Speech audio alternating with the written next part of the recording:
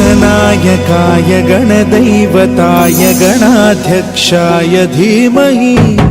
गुणशरीराय गुणमण्डिताय गुणेशानाय धीमहि गुणातीताय गुणाधीशाय गुणप्रविष्टाय धीमहि एकदन्ताय वक्रतुण्डाय गौरीतनयाय धीमहि गजेशानाय भालचन्द्राय श्रीगणेशाय धीमहि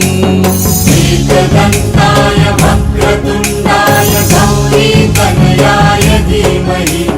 गजेशानाय भालचन्द्राय श्रीगणेशाय धीमहि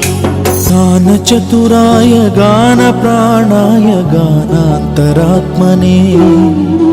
गानोत्सुकाय गानमत्ताय गानोत्सुकमनसे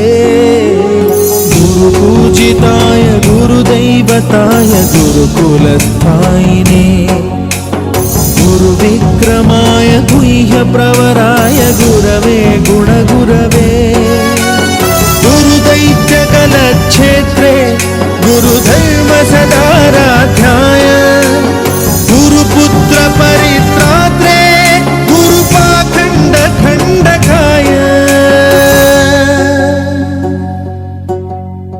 गीतसाराय गीततत्त्वाय गीतगोत्राय धीमहि गूढगुल्फाय गन्धमत्ताय गोजयप्रदाय धीमहि गुणातीताय गुणाधीशाय गुणप्रविष्टाय धीमहि